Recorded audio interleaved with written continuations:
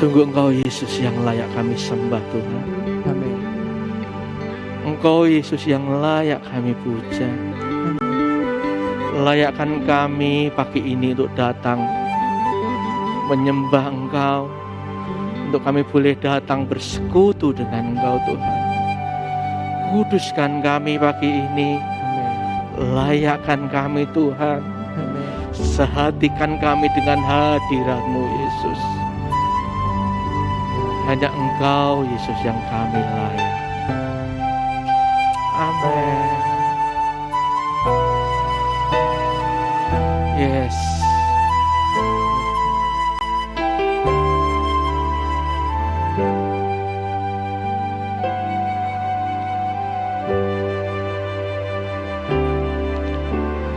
Yesus kami puja, kami sembah sebagai Raja, berdiri di tengah kami, ditinggikan dan dipuji. Yesus kami sembah, Yesus kami puja, kami sembah sebagai Raja, berdiri di tengah kami, ditinggikan dan dipuji. Sembah dan puji ruhi tahta-Mu, sembah dan puji ruhi tahta-Mu. Puji sembah dan Tuhan adalah Raja, Yesus Tuhan adalah Raja.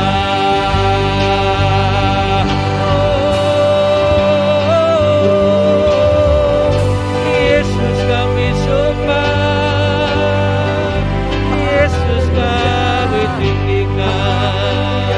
Hanya Engkau yang layak, hanya Engkau yang layak.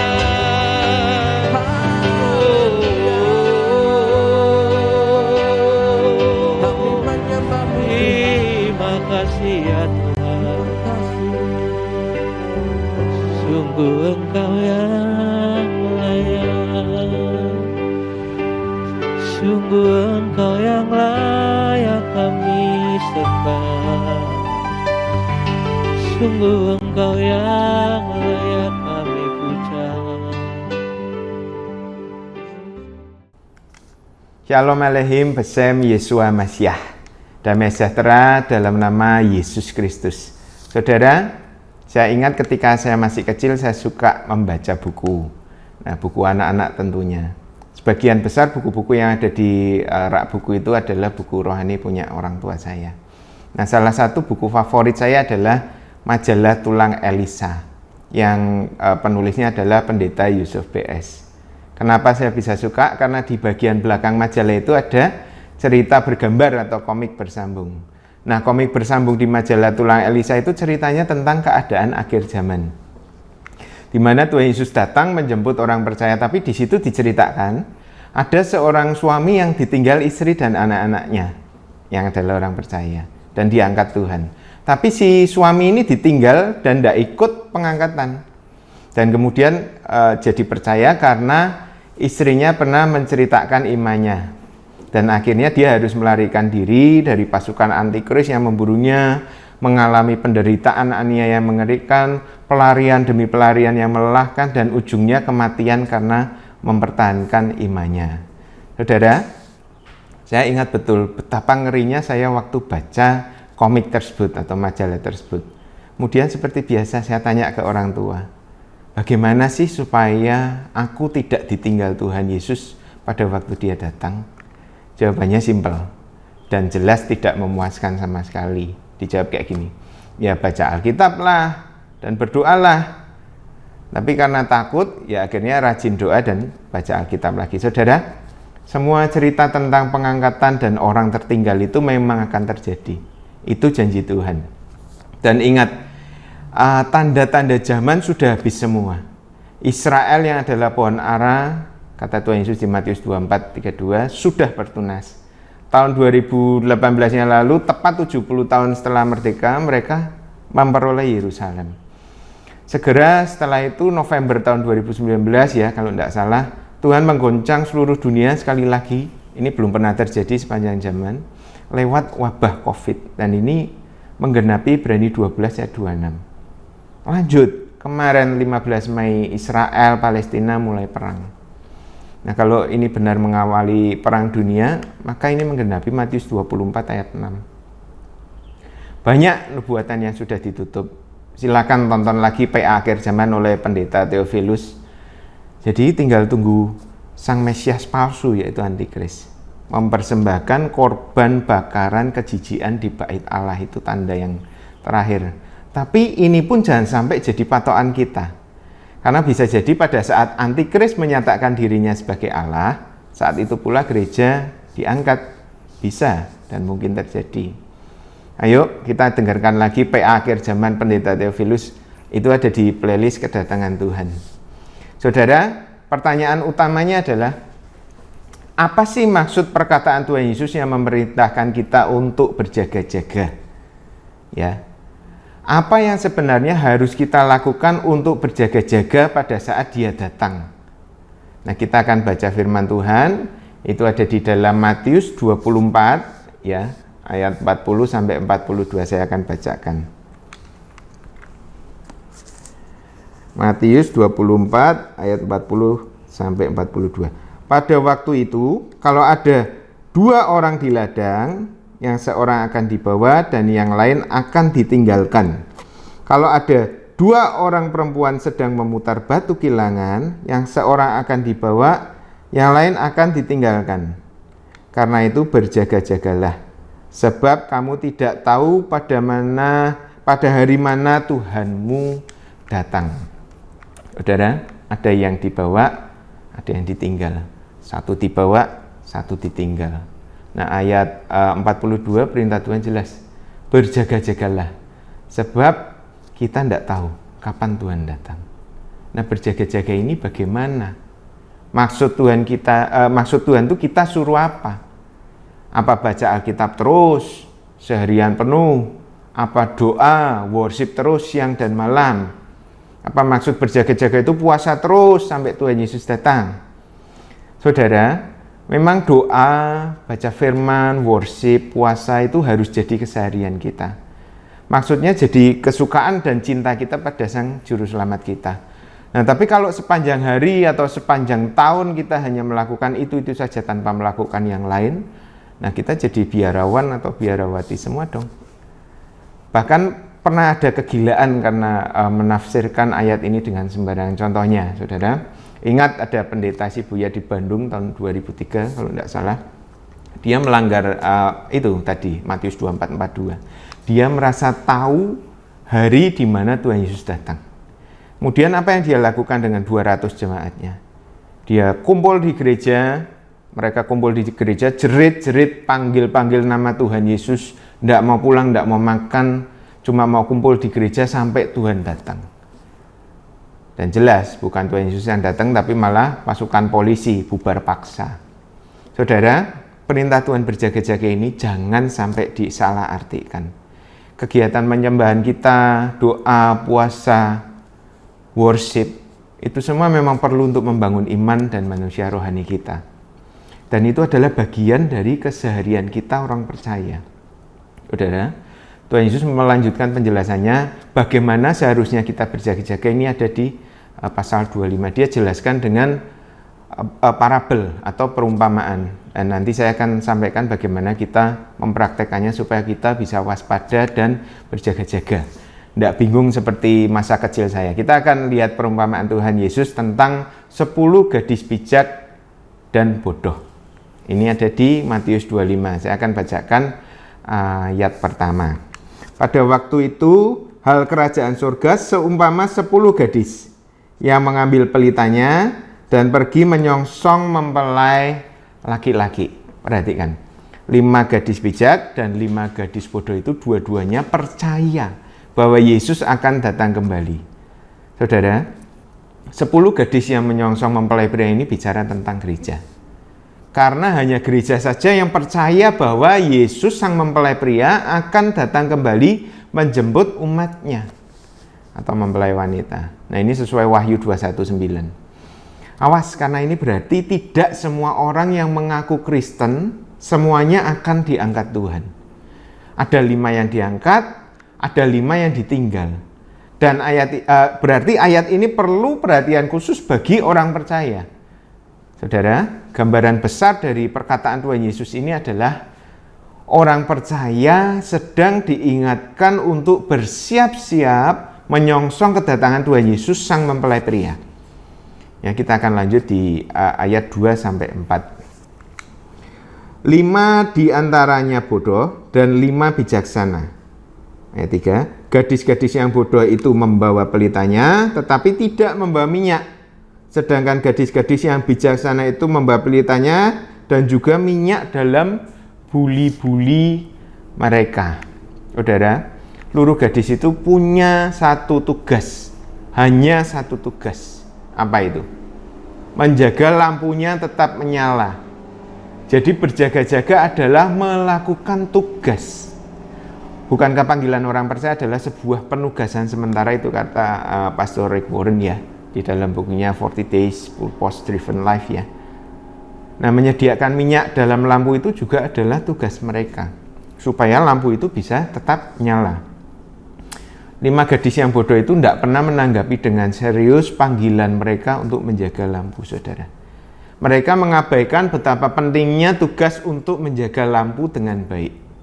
Minyaknya itu harus ada untuk menghasilkan terang. Lampu tidak bisa nyala tanpa minyak. Atau kalau menyala minyaknya habis ya dia mati lagi. Menyediakan minyak juga adalah bagian dari tugas mereka. Tapi mereka lalaikan. Buat mereka urusan ini tidak terlalu penting. Bahaya ini. 5 gadis bodoh itu hanya senang menyandang kehormatan sebagai pembawa lampu bagi sang raja. Aku punya lampu, aku punya terang. Tapi mereka mengabaikan bahwa mereka harus memastikan lampu itu bisa tetap menyala sampai sang mempelai datang.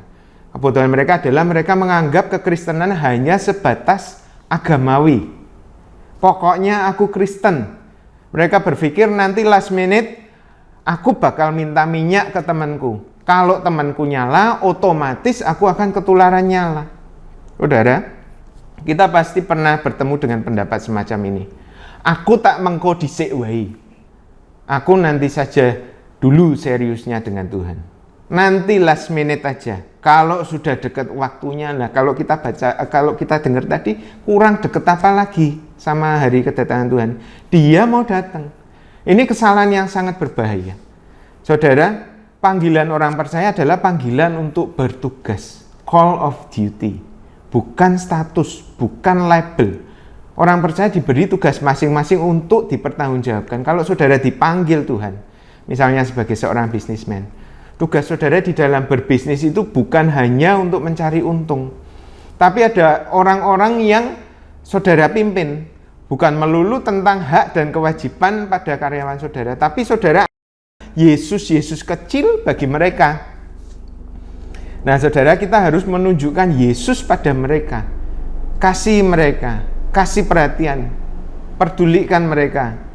Saudara, mementingkan semua orang adalah kewajiban kita orang percaya. Apalagi mereka yang mengabdi bagi kita. Doakan, bimbing mereka, kasih mereka, tunjukkan Yesus. Terang itu menyala bagi mereka. Jangan pisahkan kehidupan rohani kita dari keseharian kita. Itu namanya agamawi. Dan itu tidak betul. Tunjukkan Yesus dalam cara kita bicara dengan mereka. Apa yang kita pikirkan atas mereka. Rencana-rencana kita. Lakukan yang terbaik yang saudara bisa lakukan untuk mereka. Saudara, kita mesti minta Roh Kudus menuntun kita untuk mengasihi orang-orang. Kadang-kadang hal yang sangat sederhana dan boleh dibilang kurang berarti, ini malah bisa membuat hati seseorang berbalik pada Tuhan. Saudara, saya mau cerita tentang Pak Joko Handoko, seorang pimpinan di sebuah perusahaan. Dia cerita ada karyawan barunya dia yang asalnya dari golongan garis keras. Nah, karyawan itu beranggapan semua orang Tionghoa dan orang Kristen adalah jahat dan penindas. Stigma yang keliru. Berhari-hari dia tidak mau bicara, tidak mau menyapa, tidak mau menegur sapa, sampai Pak Joko Handoko memutuskan untuk menunjukkan siapa Yesus di dalam dirinya. Sederhana. Dia cerita, orang itu diajak keliling keluar kerja, diajak kerja bareng. Kalau dia makan di luar, karyawan itu juga ditraktir makan. Kalau kerja panas lelah, dibelikan es teh, dibelikan minum, istirahat bareng, minum bareng. Sampai satu waktu, si karyawan itu menyatakan isi hatinya. Dia menyesal, dia mengatakan bahwa dia keliru. Karena telah mempercayai kebohongan tentang orang Kristen atau orang percaya. Karyawan itu hatinya terbuka karena Pak Joko Handoko sudah menunjukkan Yesus di dalam dirinya. Saudara, betapa pentingnya jiwa setiap manusia bagi Tuhan Yesus. Supaya setiap orang yang belum mengenal Yesus tidak melihat gambaran yang keliru tentang Yesus dari pancaran hidup kita. Ini namanya menjaga lampu tetap menyala di dalam panggilan kita. Dalam kasus ini Pak Joko Handoko di dalam panggilannya sebagai pimpinan di sebuah perusahaan. Ini namanya mengerjakan panggilan Tuhan atas Pak Joko Handoko di perusahaan tersebut. Dan panggilan tiap orang pasti berbeda. Saudara, kalau saudara seorang karyawan, lakukan yang terbaik untuk perusahaanmu. Kasih pimpinanmu, doakan mereka, berkati mereka. Ini namanya berjaga-jaga. Lakukan lebih dari yang biasa-biasa saja. Tunjukkan Yesus di dalammu, baik pada pimpinanmu maupun sesama rekan kerja. Ingat bahwa kita lakukan semua itu untuk Tuhan. Di keluarga, kalau saudara kepala keluarga, kasih istrimu, anakmu, orang tuamu dengan segenap hati. Jangan ngeluh, curahkan keringatmu, kekuatanmu, lututmu untuk berdoa. Bahkan kalau perlu, korbankan dirimu untuk keluargamu. Tunjukkan Yesus bagi keluargamu. Kalau saudari seorang istri, lakukan tugasmu sebagai penolong. Kasihi, hormati suamimu, berjuang demi anak-anakmu. Semua dilakukan untuk Tuhan, bukan untuk pujian dari suami atau keluarga atau bahkan orang lain. Kalau saudara dipanggil untuk melayani Tuhan di ladang pelayanan atau di gereja, lakukan dengan sungguh-sungguh. Kalau ada yang dipanggil sebagai rasul, apa itu rasul? Rasul itu adalah church planter atau perintis jemaat. Lakukan dengan takut Tuhan. Setia, tekun, sampaikan isi hati Tuhan, yaitu firman Tuhan. Jangan yang lain. Jangan menyimpang. Terus belajar. Tunduk, dengarkan, dan kasih gembala. Seperti Rasul Paulus itu mengasihi Rasul Petrus. Nah, kalau kita penginjil atau misionaris, beritakan kabar baik sampai ke pelosok-pelosok. Tempat yang mana kaki kita masih bisa berjalan.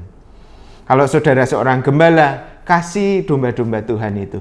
Beri mereka makan, rawat, pukul, tegur, sembuhkan. Jangan sampai mereka menyimpang dan murtad. Kalau saudara seorang pengajar, teruslah belajar pada Tuhan. Pasang telinga seorang murid, Yesaya 54. Jika kita adalah nabi, sampaikan nubuatan, tegur segala kesalahan, luruskan jalan yang bengkok.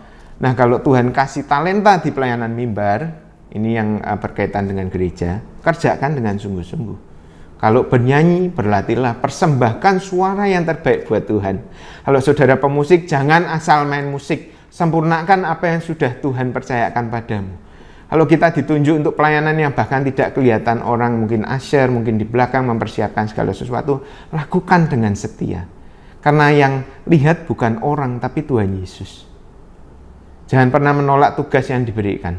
Jangan pilih-pilih, apalagi nawar-nawar tugas sesuai keinginan hati. Tunaikanlah tugas pelayananmu, itu kata firman Tuhan di 2 Timotius. Jangan bilang mengkodise, nanti dulu. Mau sampai kapan lagi talenta yang Tuhan kasih itu dikubur terus? Apa mau menggenapi Matius 25:18? Apa mau dikubur sampai Tuhan Yesus datang? Ini bahaya sekali. Itu artinya kita tidak bisa menjaga lampu tetap menyala. Itu artinya kita melalaikan tugas. Tugas kita adalah kesukaan bagi Tuhan. Dan jangan berhenti lakukan itu sampai akhir hidupmu. Itu namanya menjaga lampu. Itu namanya berjaga-jaga pada waktu Tuhan Yesus akan datang. Bahkan kita akan terus melayani Tuhan sampai di surga nanti, saudara. Saudara, saya ingat almarhum pendeta Lukas Mulyanto pernah meneguhkan saudara kita Tommy. Dia seorang worship leader. Waktu itu dia sudah sakit dan tidak bisa bangun dari tempat tidur. Pak Lukas itu tanya, "Tom, panggilanmu itu apa?" Nah, Tommy jawab, "Aku seorang penyembah Tuhan, Pak." Pak Lukas bilang, "Lakukan itu dengan setia." Kata Pak Lukas, "Sembah dia. Jangan biarkan tubuhmu menghambat tugasmu sampai kapanpun." Dan kemudian saudara kita Tommy sekarang sudah bersama Tuhan. Dia berpesan pada teman-temannya waktu itu, kalau mau kunjungi dia cuma satu alasannya. Kita datang bawa gitar, kita nyembah Tuhan. Nah, itu yang dia lakukan sampai akhir hidupnya. Menjaga lampunya tetap menyala. Sekarang mereka berdua terus menyembah Tuhan dan melayani Tuhan di surga. Suatu kali kita akan berkumpul lagi, Bapak Ibu. Ada contoh lagi, teman-teman yang pada waktu kebaktian prokes COVID ya, awal-awal itu, mereka percaya dan melawan kekhawatiran dan tetap melayani Tuhan dengan talenta masing-masing. Dan dengan percaya bahwa ada perlindungan Tuhan di dalam pelayanan mereka. Tapi tetap prokes dan waspada. Banyak contoh saudara. Terlalu banyak contoh bagaimana orang percaya setia berjaga-jaga dan menjaga lampunya tetap menyala. Itulah yang Tuhan maksud dengan berjaga-jaga. Kita sebagai orang percaya, apapun panggilan kita, lakukan tugas kita dengan setia. Jangan ngeluh, jangan lelah, jangan bosan. Sebab dengan cara demikian kita sedang menjaga lampu itu tetap terisi minyak dan tetap menyala. Pasti tetap menyala sampai Tuhan datang.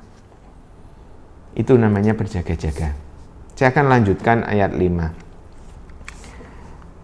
Tetapi karena mempelai itu lama tidak datang-datang juga, mengantuklah mereka semua lalu tertidur.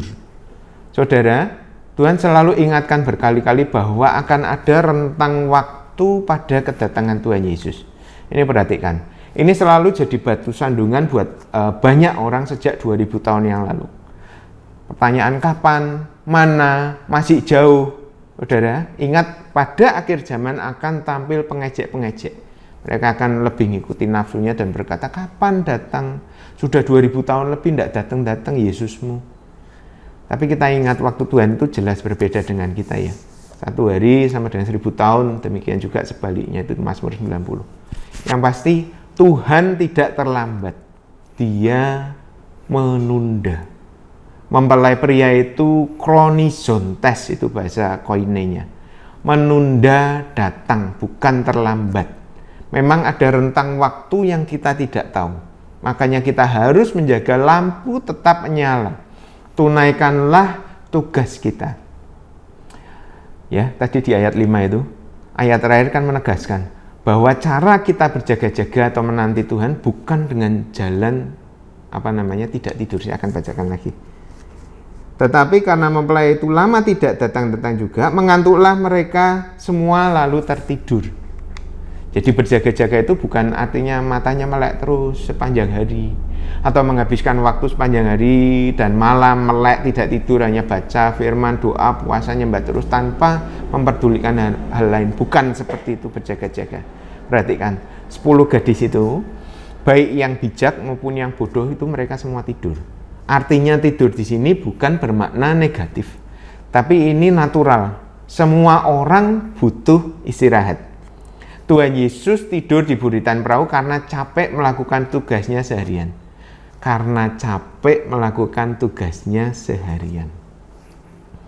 Saudara, kalau Tuhan datang malam hari pada waktu kita tidur, pastikan bahwa hari itu kita sudah lalui dengan menyelesaikan segala tugas Tuhan atas hidup kita sebagai pembawa lampu, yaitu kita kedapatan setia dan melakukan panggilan atau tugas Tuhan. Jadi istirahat di sini atau tidur di sini adalah hal yang wajar dan merupakan teladan Tuhan. Jadi jangan pakai ayat ini untuk bertindak ekstrim, karena Tuhan tidak mengajarkan demikian. Tidur sesuatu yang natural karena kita seharian sudah lelah mengasihi orang-orang, sudah lelah mengasihi Tuhan, melakukan pekerjaan kebaikan Tuhan bagi banyak orang. Tidur itu adalah sesuatu yang wajar dan natural. Saya akan tutup dengan bacakan ayat di bawahnya. Ini adalah bukti nanti di kekekalan tugas-tugas kita akan dipuji oleh Tuhan Allah semesta alam. Ini ada di Matius 25. Saya akan bacakan mulai dari ayat 31. Saudara, dengarkan baik-baik. Apabila Anak Manusia datang dalam kemuliaannya dan semua malaikat bersama-sama dengan dia, maka ia akan bersemayam di atas tahta kemuliaannya. Lalu semua bangsa akan dikumpulkan di hadapannya, dan ia akan memisahkan mereka seorang daripada seorang.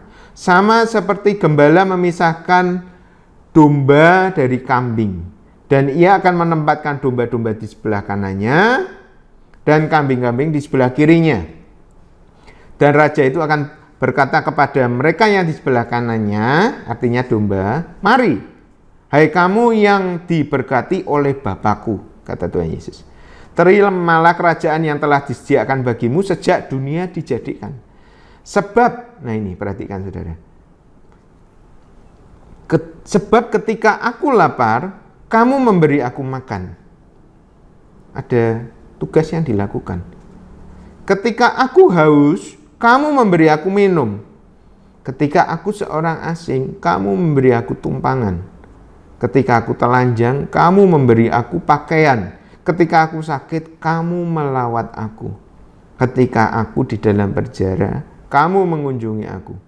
Maka orang-orang benar itu akan menjawab dia, ini gereja, katanya, "Tuhan, bila manakah kami melihat Engkau lapar dan memberi Engkau makan, atau haus dan memberi Engkau minum?